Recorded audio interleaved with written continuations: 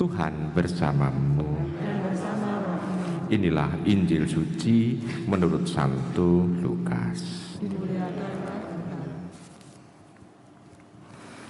Yohanes memanggil dua orang muridnya dan menyuruh mereka bertanya kepada Yesus, "Tuankah yang ditunggu kedatangannya ataukah kami menantikan seorang lain?"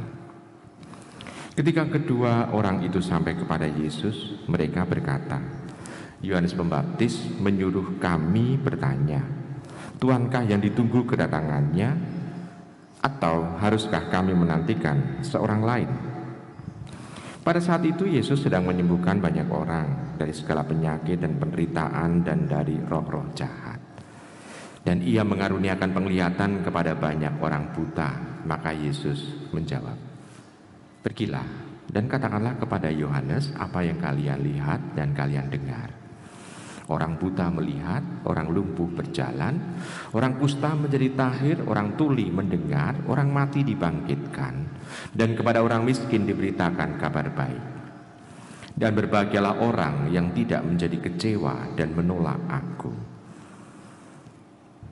Demikianlah sabda Tuhan. Terpujilah Kristus. Ibu, bapak, saudari, saudara terkasih dalam Tuhan, sebagian dari Injil hari Minggu yang lalu diulang lagi hari ini. Di sana mau diungkapkan mengenai Yohanes, melalui Yohanes kita mengenal siapa Sang Mesias itu. Apa tujuan Sang Mesias?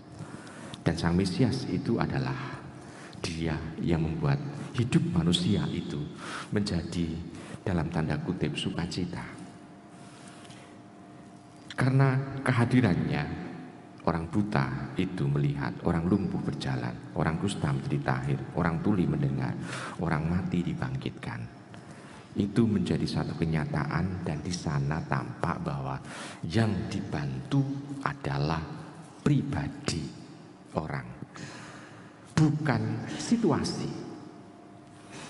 Orang buta itu yang dibantu untuk bisa melihat, bukan menyelesaikan permasalahan kenapa orang itu bisa menjadi buta. Sebabnya justru tidak pernah yang namanya disentuh oleh Tuhan, tapi pribadi orang yang buta, yang lumpuh, yang kusta, yang tuli, yang mati, itu yang ditolong oleh Tuhan. Berarti kehadiran Sang Mesias ini untuk membantu orang yang membutuhkan kehadirannya. Kita juga yang menjadi dalam tanda kutip sasaran untuk dibantu juga. Nah, ibu bapak, saudari terkasih, itu yang pertama yang mau diungkapkan.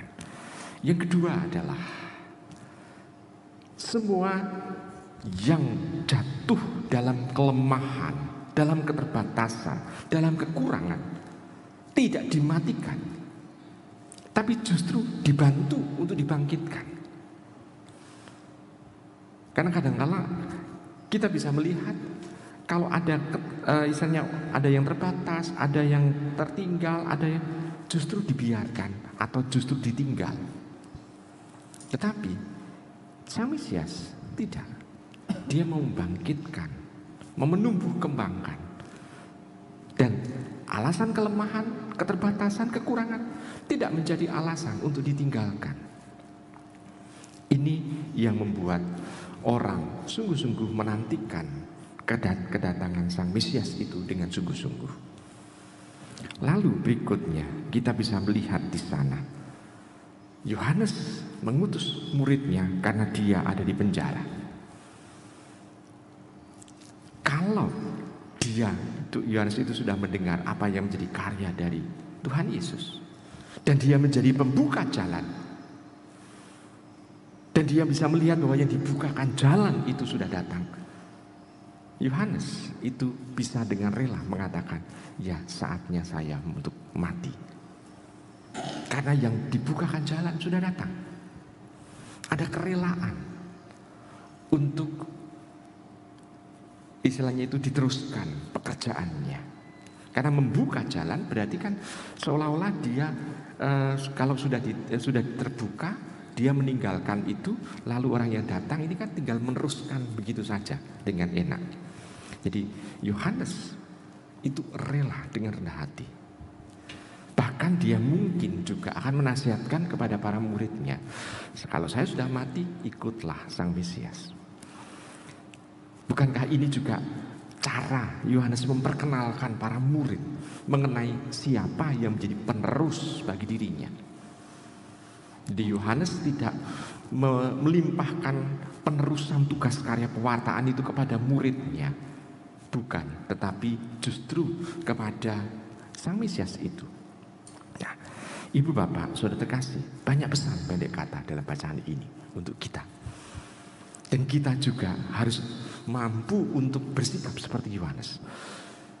Diri kita punya dosa, punya kelemahan, punya keterbatasan, punya juga kekurangan. Maukah kita seperti Yohanes, yaitu dengan rela untuk membuka hati kita supaya Sang Mesias itu turun dalam diri kita. Nah, kalau turun dalam diri kita, maka segala kebaikan-kebaikan dari Sang Mesias itu bisa juga bukan kita lakukan, tetapi kita bisa menjadi pembuka jalan demi kehadiran Sang Mesias untuk orang lain, sehingga kebaikan-kebaikan bisa dirasakan oleh orang lain pula.